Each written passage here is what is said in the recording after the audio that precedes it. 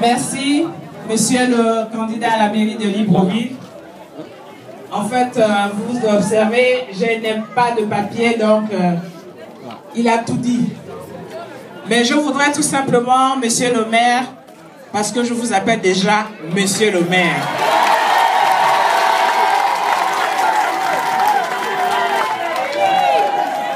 Je voudrais tout simplement vous dire, monsieur le maire, que ces populations du premier arrondissement que vous voyez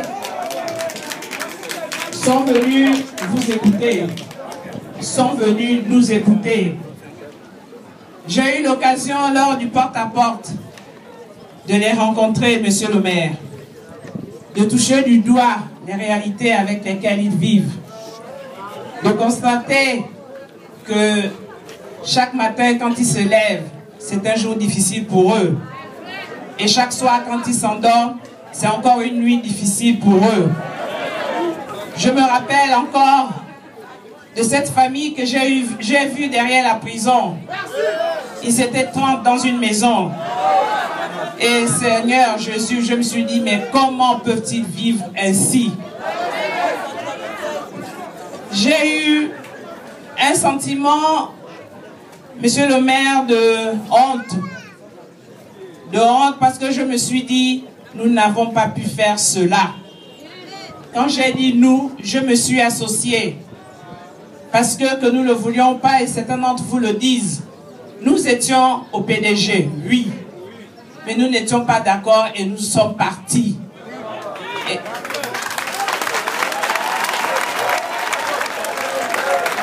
J'ai donc eu honte de voir mes compatriotes vivre dans des conditions aussi inimaginables.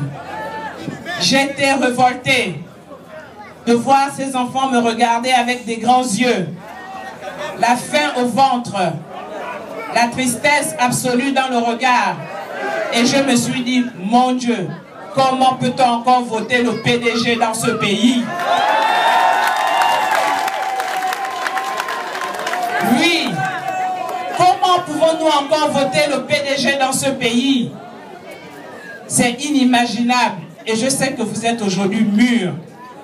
On ne peut pas jeter 200 milliards de francs CFA à l'eau en faisant une marina quand on n'est pas capable de faire en sorte que dans les quartiers sous-intégrés de la ville, il y ait de l'eau, que vous n'ayez plus d'inondation, que vous ne vivez plus avec les rats, que vous soyez en bonne santé, que vos enfants puissent aller à l'école, que vous soyez soignés correctement. J'ai dit, c'est impensable. Mais du haut de cette tribune, j'appelle ces fameux spécialistes qui ont pondu le plan stratégique de l'émergence pour leur demander de quelle émergence parlons-nous. L'émergence des rats, l'émergence des poubelles, l'émergence de l'insalubrité, l'émergence des maladies, l'émergence de la conjonctivite, l'émergence de la fièvre typhoïde, l'émergence des inondations, l'émergence des trous dans toute la ville, l'émergence de quoi? C'est pour ça que je voudrais en appeler à votre conscience, à tous ici présents. Nous venons ici, vous le voyez, sans cuisse de poulet, sans aile de dindon. Ce que nous voulons, c'est un partenariat avec vous. Je sais que beaucoup d'entre vous m'ont dit, nous n'avons plus confiance. Oui, vous n'avez plus confiance et je peux le comprendre. Mais je voudrais aussi vous dire que vous avez votre part de responsabilité. Parce que vous avez négligé une arme que vous avez en votre possession qui est redoutable, le vote. Vous avez marchandé votre vote. Vous avez fait en sorte que les hommes politiques ne puissent plus respecter votre vote en acceptant les ailes de poulet, les cuisses de dindon, les 100 000, etc., etc. Vous devez comprendre aujourd'hui que nous sommes au 21e siècle et qu'en Afrique, nous sommes le dernier pays à encore fonctionner de cette manière. Je trouve inadmissible qu'au Mali, on puisse avoir une biométrie alors que c'était un pays qui était en guerre et les élections se sont passées de manière correcte. Je trouve anormal qu'à Dakar, les choses se soient passées normalement et qu'au Gabon, nous sommes toujours en train de tricher. Je trouve anormal que nous ayons accepté l'inacceptable, c'est-à-dire être dépossédés de ce que nous avons de plus cher, notre pays. Oui, je le dis aujourd'hui, nous avons accepté l'inacceptable. En 2009, nous avons accepté l'inacceptable. Comment comprendre que nous puissions accepter d'avoir un directeur de cabinet béninois? Comment comprendre que nous puissions avoir un chef de cabinet somalien? Comment comprendre que nous puissions avoir un secrétaire général adjoint de la présidence française? Modibo Diarra a été conseiller stratégique d'Ali Bongo ici. Quand il y a eu la guerre au Mali, il est rentré, il est devenu Premier ministre et après il a appliqué pour les élections présidentielles. Voilà ce qu'est devenu le Gabon, un pays nul. Et au PDG, ils ont accepté cela. Nous avons accepté cela. Et c'est pour cela qu'ils ont continué.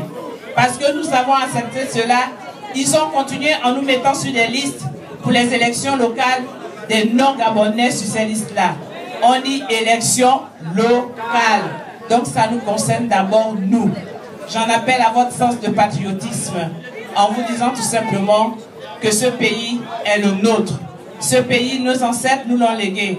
Ce pays, les pères fondateurs se sont battus pour que nous ayons notre indépendance. Ce pays, nous devons le léguer à notre tour, à nos enfants, à nos petits-enfants qui en feront autant pour leur future progéniture. Voilà ce que nous devons faire. Et pour ce faire, nous avons une occasion, ce sont les élections locales. Parce que la base de tout développement commence par les élections locales, par les collectivités locales. Réapproprions-nous notre pays par ces collectivités locales. Mettons à la tête de la mairie de Libreville quelqu'un qui est capable, quelqu'un qui est un patriote, quelqu'un qui aime ce pays, quelqu'un qui est courageux et qui a des convictions. Je veux dire par là, Monsieur Jean Elégué Don.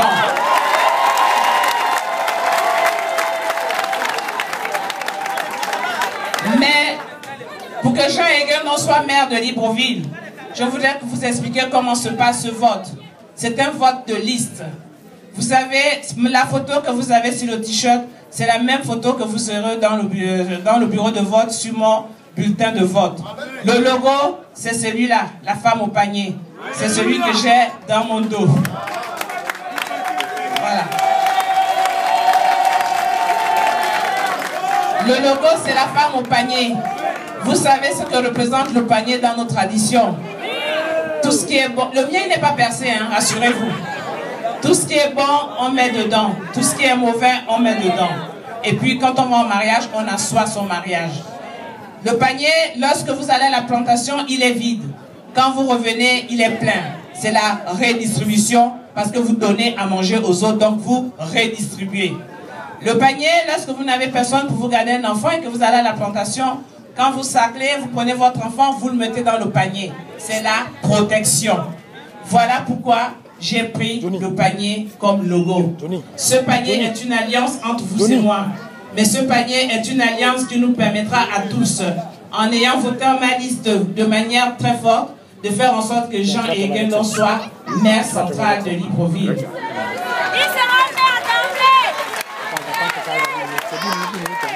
Pour qu'il soit maire de Libreville, Jean Elégué Don a des listes qui le soutiennent dans les 6 arrondissements.